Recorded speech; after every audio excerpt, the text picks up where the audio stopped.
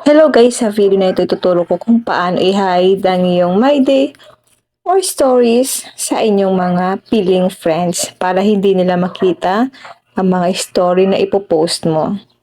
Napakadaling gawin ito. Gamit lang ang Facebook app sa inyong mga cellphone. Kaya siguraduhin panoorin hanggang dulo. Buksan ang inyong Facebook app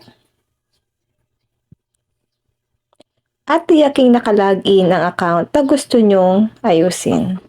Pagkatapos, pinutin lang natin ang create story or gumawa tayo ng bagong My Day. Tap lang natin ang your story.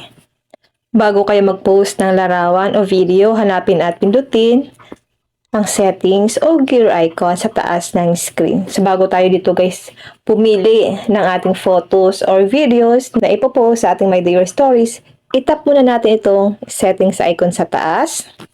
Sa story settings, makikita nyo ang iba't ibang privacy options. Piliin ang hide story from or itago ang story mula sa. Tap lang natin itong hide story from.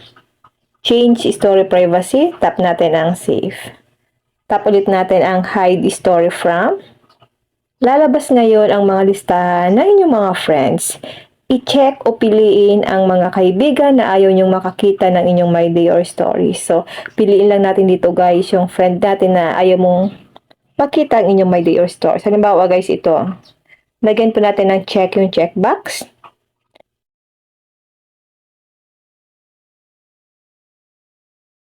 Kapag napili na ang mga gusto nyong i-hide, pindutin ang done or save.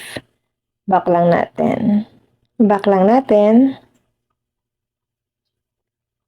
Pagkatapos ma-save ang settings, automatic kung hindi na makikita ng mga napili ninyong tao ang susunod nyong FB stories. Bawa guys, ito yung gusto kong i-share na My Day or Stories. Tap lang natin. Mahalagang tandaan na friends pa rin kayo sa Facebook pero hindi lang nila makikita ang inyong mga My Day. Maaari mo ring baguhin ang listahang ito anumang oras kung gusto mong magdagdag o magtanggal ng mga tao. Extra tip po, kung gusto mo naman na isang tao lang o maliit na grupo ang makakakita ng inyong story, maaari mong gamitin ang custom privacy para sa mas kontrolado kung sino lamang ang makakakita nito. Saan po ba natin guys makikita yung custom privacy? Back lang natin ito. Tap ulit natin ang settings icon. Dito po, ito po yung custom privacy. Magandang gamitin ito kung may personal or special kang gustong ibahagi sa piling tao lamang.